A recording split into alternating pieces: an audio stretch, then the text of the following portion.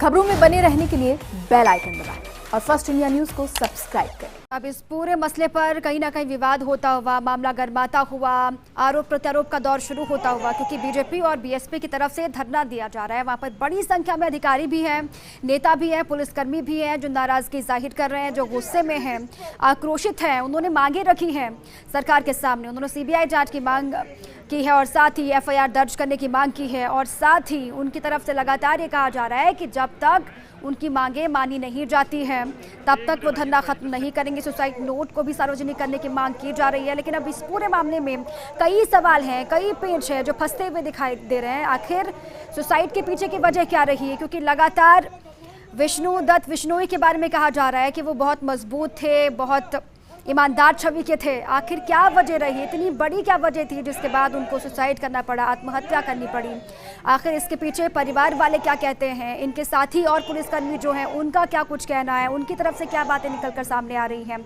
अभी कई पेच हैं जिसके खुलने बाकी हैं, जो सामने आने बाकी हैं, कई तस्वीर जो साफ होने बाकी है। उसके बाद ही ये साफ हो पाएगा कि आखिर असल में वजह क्या रही।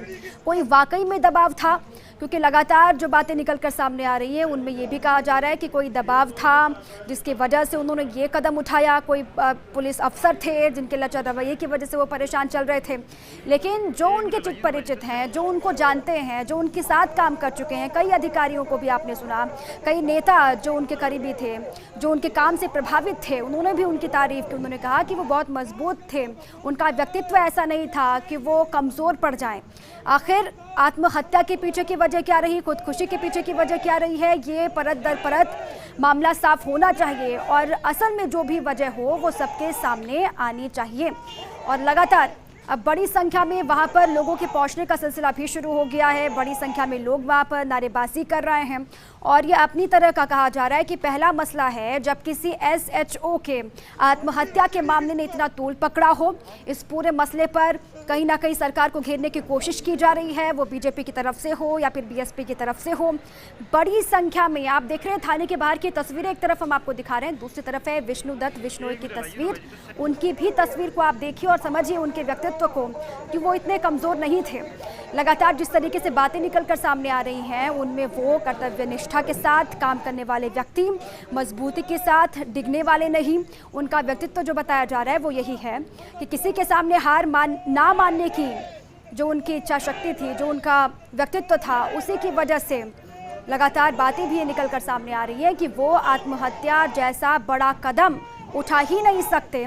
लेकिन क्या वजह है, इसी पर पूर्व विधायक बीएसपी के मनोज न्यांगली जी हमारे साथ जुड़ चुके हैं, उनसे सीधे बात करते हैं। मनोज जी, आप वहां पर मौजूद हैं मौके पर, आपकी क्या कुछ मांगे हैं और आपको क्या लगता है कि इसके पीछे की असल वजह हो क्या सकती है?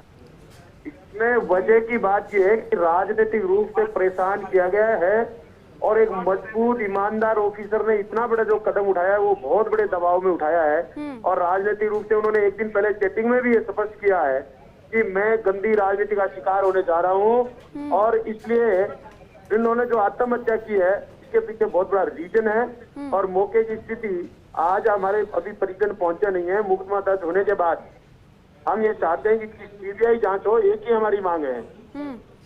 लेकिन कौन सा प्रेशर और किस तरीके का प्रेशर मनोज जी हो सकता है, आपको क्या लगता है? राजनीतिक रूप से वर्तमान में सरकार और सत्ता की बात हम करते हैं, वो लोग ये चाहते थे कि ईमानदार ऑफिसर यहाँ काम नहीं करे, हमारे कहे अनुसार करे, और वो उन्होंने किया नहीं। इस कारण से वो नेता इसको दूसरी धमकियां दी कि हम तुम्हें किसी षड्यंत्र में फंसाने का काम करेंगे। इससे उन्होंने अपने आप को मजबूर मानते हुए कि अपना कहीं दाग नहीं लग जाए, हम कहीं बदनाम ना हो जाए, इस कारण से ऐसे कदम उठाया। लेकिन मनोज जी, तमाम नेताओं को भी हम सुन रहे हैं, तमाम अधिकारी भी सामने आ रहे हैं जो उनके करीबी हैं, वो ये कह रहे हैं कि विष्णु दत्त बिश्नोई जी इतने कमजोर तो थे ही नहीं, वो इतने कमजोर कभी रहे ही नहीं, वो तो पूरी कर्तव्य निष्ठा के साथ अपना काम करते थे और डिगने वाले भी नहीं थे, तो फिर इतना बड़ा स्टेप वो कैसे उठा सकते हैं? यही मैं बताना चाह रहा हूँ कि तभी सीबीआई जांच की मांग हम कर रहे हैं। कितना बड़ा प्रेशर होगा, इतने मजबूत आदमी को आत्महत्या के लिए मजबूर होना पड़ा है। अब आपकी क्या कुछ मांगे हैं, क्या चाहते हैं आपके, क्या हो आगे, किस तरीके से जांच बढ़े? हमारी मांग है कि इसके खिलाफ मुकदमा दर्ज हो, मुकदमा दर्ज होने के बाद सीबीआई इसकी जांच करे। हमें पुलिस ऑफिसर्स पे भी भरोसा नहीं है क्योंकि ये राज के नेता है, राज का सिस्टम है और सरकार ये राजस्थान की उसको दबा सकती है। इसलिए हम चाहते हैं कि सीबीआई जांच हो। चलिए, बहुत शुक्रिया मनोज जी आपका तमाम जानकारियों के लिए। पूर्व विधायक बसपा के मनोज न्यांगले जी को आप सुन रहे थे। वो कह रहे हैं कि राजनीतिक दबाव जिसकी वजह से बहुत बड़ा कदम उठाया है, जांच होनी चाहिए, सीबीआई जांच की मांग वो करते हैं। और इसी पर मेरे